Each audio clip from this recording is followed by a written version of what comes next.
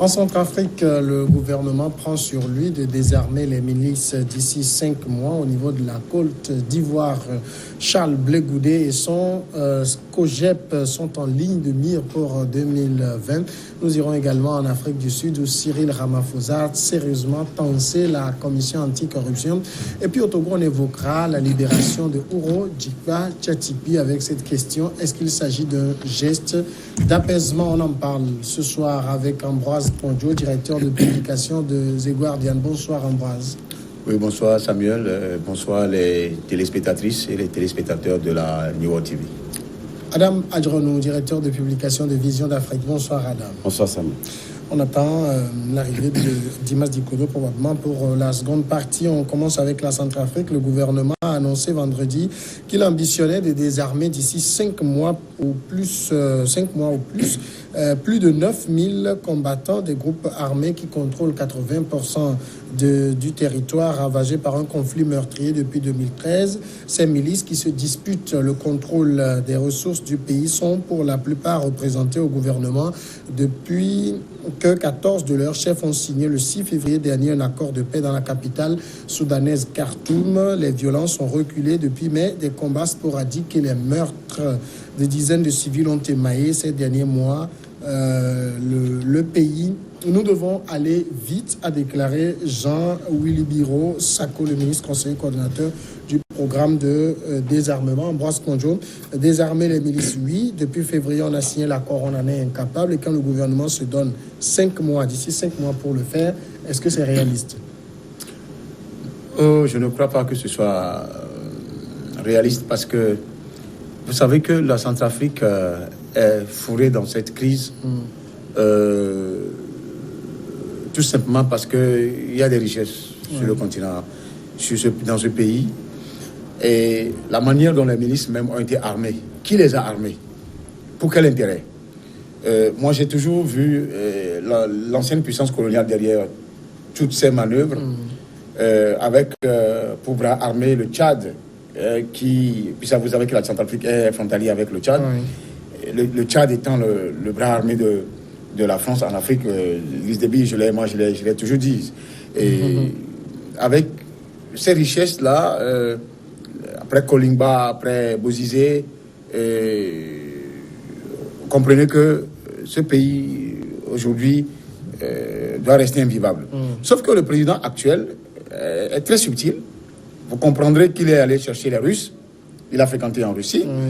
Et dans ce comportement de vouloir à tout prix prendre les richesses de la Centrafrique, il a été très malin. Ces gardes rapprochés, ces gardes sont les Russes. Pourquoi il a fait? Pourquoi il n'est pas allé au niveau de la France?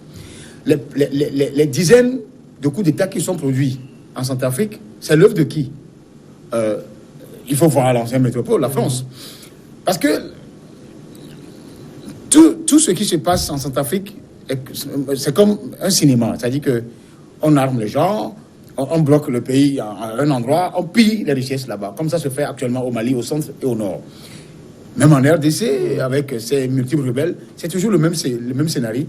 Et ici, c'est un conflit qu'on a voulu opposer entre clans religieux, les musulmans et les chrétiens. La Séléka, les anti-Balaka. D'ailleurs, quand on parle de Séléka, vous avez la consonance musulmane ou islamiste, et quand on parle de Balaka, vous avez la consonance chrétienne. C'est un truc qui est dommage, et moi j'encourage le chef de l'État actuel à aller dans le sens, parce que l'accord même, on ne peut pas signer. Moi je suis contre un accord contre des gens qu'on a armés de la tête jusqu'au pied. Pour quelle raison? Ils sont qui? Ces gens-là sont qui? L'État centrafricain est un État souverain. Et quand l'État est souverain, je le vois en quoi on va pacter avec des gens qui sont des voyous, des terroristes. Et ces terroristes ont des gens qui les animent, ont des gens qui les arment. Et si on connaît ces gens-là, mais pourquoi ne pas se libérer de ce carcan-là et s'acheter les services de forces étrangères comme la Russie? Donc aujourd'hui, je pense que le président n'a pas mal fait de prendre, de se servir des Russes pour se protéger, parce que sans les Russes, il aurait déjà été déposé depuis. Alors, est-ce que ce n'était pas d'abord fondamentalement au départ une erreur peut-être que le gouvernement centrafricain a fait en n'incluant pas dans l'accord de Khartoum un calendrier de désarmement? Non, il ne pouvait pas. Il ne pouvait pas parce que lorsque vous schématisez un peu, disons, l'envergure des dégâts enregistrés après même le pas franchi pour ce désarmement-là, vous comprenez directement que on ne peut pas ériger un calendrier. Il faut aller d'ailleurs, même comme l'a dit le président lui-même, il a mis en avant plutôt, disons, la voie de négociation pour amener les gens volontairement à se désarmer. Mais je me dis, cette décision qu'il a annoncée vient contredire, s'il en était encore besoin, les accords, les multiples accords qu'on a eu par le passé, ou du moins la fragilité de ces accords-là. Parce que ça voudrait dire quelque part que il sent l'ultime nécessité. C'est vrai que on peut mettre un bémol à partir du moment où, à l'amorce de ce désarmement-là, on a constaté qu'il y a eu donc résurgence encore des dégâts, ce qui a fait reculer dans ces accords. Ce qui voudrait dire carrément que les tout premiers accords, les premiers accords qu'ils ont menés n'ont pas marché. Et par conséquent, il faudrait quand même revoir un peu la structuration ou revoir les dispositions prises pour pouvoir amener les gens, d'une part, à se désarmer volontairement, mais de l'autre côté, voir si on peut en rajouter des mesures coercitives. Ouais. C'est ce qu'il faut maintenant. Parce que, comme nous l'avons dit lors de mon dernier passage, je disais tantôt que les gens, ils savent que ils ont goûté, il y a eu beaucoup de délices, compte tenu du fait qu'une bonne partie de ce territoire est occupée par ces groupes-là, font qu'aujourd'hui, revenir donc à la vie normale, ou du moins remettre la totalité du dispositif sécuritaire dans les mains du pouvoir, ne les arrange pas trop, parce que à partir du moment où on a eu comme des avantages liés à cela, il est toujours difficile de revenir en arrière. C'est à cela qui joue. C'est vrai que les gens vont montrer les armes, surtout les plus sophistiqués, et ils vont les mettre dans les cachots et ressurgir, parce qu'il n'y a pas eu unanimité au niveau de ces groupes armés totalement. Et on sait qu'il serait difficile quand même que ces groupes armés, d'un jour à l'autre, puissent quand même, disons, se désarmer volontairement comme ça. Donc ça fait que c'est une situation un peu, disons, qui ressemble à une sorte de salaire russe. Mais je pense qu'il faut faire avec, il faut toujours quand même poser des pas. Et ce pas-là posé par le président, ce nouveau pas posé par le président, moi je pense que cela ne reste pas lettre montre qu'il faut suivre, qu'il faut que des actes suivent pour amener réellement les gens à se désarmer. Sans quoi on n'arriverait pas, disons, à désarmer, ou du moins à trouver l'apaisement dans ce pays-là. Alors moi je fais quand même une comparaison entre ce qui a pu être fait depuis février jusqu'à maintenant, où on a seulement réussi à désarmer que 583 combattants, alors qu'on en a 9000, selon des chiffres communiqués. Alors, si de février à août, 583 seulement ont déposé des armes, ce n'est pas doute au 11 janvier 2020 que les 8400 autres vont déposer les armes. Non, je crois que tu as raison, hein, mais je crois que les chefs milices jouent la montre pour pouvoir accéder au gouvernement. Tu sais, ils ont tendance à monnayer leur entrée au gouvernement, tout en évoluant en crescendo dans le schéma de la démobilisation et de l'intégration.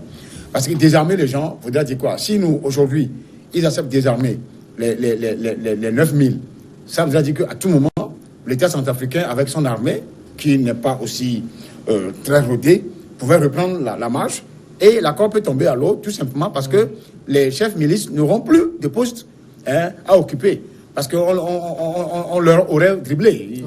Donc, pour jouer non seulement la montre et à l'intelligence, ils le font comment on appelle, goutte à goutte, pour d'abord gagner ce qui est essentiel dans le gouvernement et dans les autres postes qu'ils ont promis, qu'ils ont négocié dans l'accord, avant d'arriver au moins à la moitié. Moi, je dis une chose. Quand nous sommes dans un État souverain et qui a un pouvoir légitime, tout le monde doit désarmer. Ça s'est passé en Côte d'Ivoire.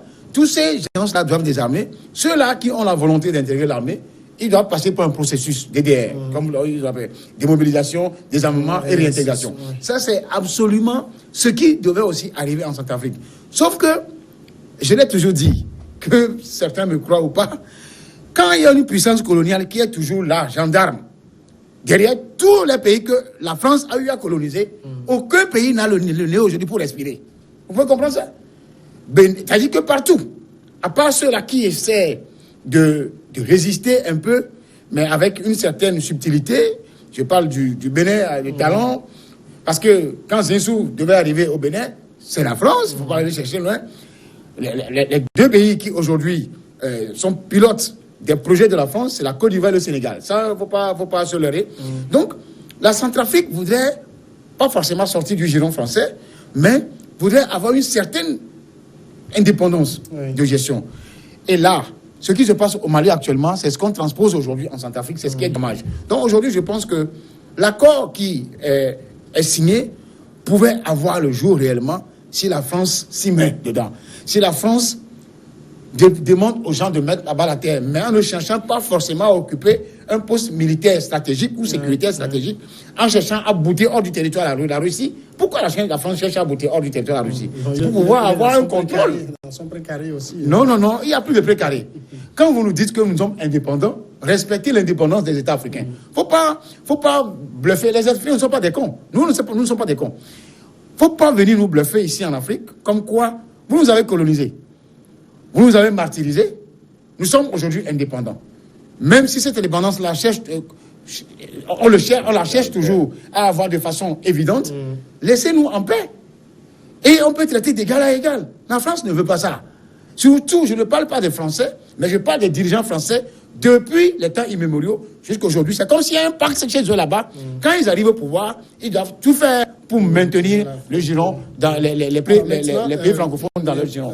Ce n'est pas normal. Adam Adjronou, vous avez ces 14 groupes qui ont quand même accepté de signer l'accord de paix au niveau de Khartoum, qui, pour beaucoup d'entre eux, ont délégué des gens dans le gouvernement. Comment on peut mettre des gens dans le gouvernement et continuer par entretenir des milices en sourdine? Non, vous savez, avant de répondre à cette question-là, il faut qu'on s'accorde sur un point. Vous savez, le premier accord annoncé, on ne l'avait pas adjoint de calendrier. Aujourd'hui, si le président sort et adjoint quand même, disons, sa démarche avec un calendrier, et qu'il a annoncé quelque part que lui n'a pas voulu la méthode force. Il a quand même prisé la méthode de négociation. Et je pense que la négociation a fait son bout de temps. Et dans sa sortie, il dit que dans 5 mois, ça voudrait dire qu'il y a un travail de fond qui a été fait pendant ce moment. Et on a constaté qu'il y avait une inefficacité dans le dispositif qui a été mis en place pour amener donc les groupes armés à se désarmer. Donc ça voudrait dire que s'il le dit, et il dit dans 5 mois, moi je pense qu'il faudrait quand même, quand bien même que le bénéfice du doute lui serait accordé pour quand même démontrer ce qu'il est capable de faire. Mais de l'autre côté, vous savez, le schéma qui se présente au niveau de la Centrafrique, moi je le compare toujours à ce qui s'est passé au niveau de la Colombie. Où nous avons des groupes armés, quand même pour arriver à la paix, il a fallu que, voilà, les FARC, donc il a fallu fondre ces groupes armés en parti politique. Et aujourd'hui, je pense que... C'est un processus interne. Oui, c'est interne. C'est vrai que ici... c'est vrai que... Ici, on a des groupes hétéroclites. Tout à fait. Mais qu'on connaît. Mais quand même, la chance, c'est que ces groupes-là, du moins, sont tenus informés. Au moins, le gouvernement les connaît. Il n'y a pas de groupe, disons, naissant aujourd'hui où le gouvernement n'a pas la maîtrise ou ne connaît quand même pas, disons, les portions occupées. Et puis, c'est-à-dire... la grandeur de menace qui attend le gouvernement par rapport à ces groupes-là. Donc, pour ce point-là, on sait que lorsqu'on veut mener une action, on sait avec qui la mener et on sait que nous avons tel nombre de groupes. C'est déjà un grand pas. Et quand on est dans un pays comme ça, c'est pas comme la plupart des menaces que nous avions ici où on ne connaît ni visage, on ne connaît ni celui qui est derrière. Au moins, en Centrafrique, on sait avec qui négocier et c'est un grand pas. S'il y a la volonté d'amener ces groupes armés-là réellement déposer les armes, et donc il faut adjoindre quand même les moyens qu'il faut et avoir un discours franc. C'est ce discours franc en réalité que le gouvernement n'arrive pas. Tantôt, il y a Ambroise qui le disait, qu'il y avait donc la puissance occidentale qui était derrière. Et lorsqu'on connaît les méthodes d'action de cette puissance occidentale, les groupes armés savent que ces puissances-là seront, qui sont totalement désarmés, ils vont sortir la griffe. Et certains risquent d'avoir des ennuis judiciaires. Justement, Ambroise, il y a un des rebelles qui dit nos hommes craignent de remettre leurs armes puis de se faire zigouiller après. Oui, ça peut craindre. C'est normal qu'ils craignent ce retour de ces représailles. Ça veut dire qu'eux-mêmes ne sont pas rassurés par le DDR qui est mis en place. Comment des terroristes qui ont pris des armes, peuvent être rassurés? Sauf s'il n'y a pas quelqu'un derrière. Et vous savez, ça ne commence pas par 10 ou 20 groupes d'armées. C'est peut-être 2, 3. Oui. Mais les autres savent que vous aussi, il faut aller multiplier. Les distensions, même au niveau même des délices, font que ces groupes-là se multiplient au fur et à mesure. La Séléka peut se fractionner en 10. Oui. Et les anti-Balaka aussi peuvent le faire. Ça même arrivé. Donc quand ça arrive comme ça, pour pouvoir une certaine légitimité, avoir la force de négocier, il faut multiplier les groupes armés. Et quand on multiplie les groupes armés, chacun cherche ses financiers. Ceux-là qui ont voulu détruire ou déstabiliser la Centrafrique en pillant, en cherchant à piller les ressources, on les connaît. Eux aussi, ils ont leur groupe. Maintenant, et souvent, c'est les forces occidentales antagonistes qui sont souvent derrière. C'est comme Savimbi et Dos Santos. Oui. C'est juste un exemple. Hein. Vous voyez le Cuba et la Russie qui sont derrière Dos Santos, le MPLA, et les États-Unis, l'Afrique du Sud qui sont derrière Donald Savimbi de UNITA. Finalement, qui a gagné. Donc, c'est-à-dire que le problème des pays francophones en Afrique, je le dis et je le répète, devant Macron, je le dirai, c'est la France. C'est les dirigeants français. Depuis Jacques Foccart jusqu'au jour d'aujourd'hui, depuis De Gaulle, jusqu'au jour d'aujourd'hui, la France ne veut pas changer de politique. Et ce serait payant pour son peuple. Pourquoi je dis ça? Quand vous allez au Mali, au Niger, le discours contre les Français, ça a gravi les échelons. Je n'en dis pas pour le Togo. Mais je ne sais pas pourquoi la France résiste à continuer à mener la même politique qui ne va pas dans son intérêt.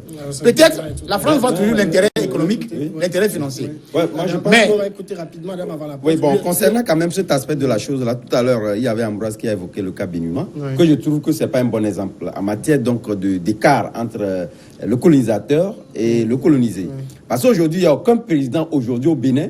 Si nous prenons les 5 derniers présidents, il n'y a aucun président aujourd'hui qui n'est pas affilié à la France. Il n'y en a pas. On a vu quand même. Il n'y en a pas. Bolloré a perdu. Il n'y en a pas. Ça, ce sont des guerres internes. Non. Qui font. Et ce sont des groupes. Non seulement ça. Les arts, les pièces d'art rares. Les pièces d'art africains. Qui a été le premier à réclamer ça? C'est le Bénin.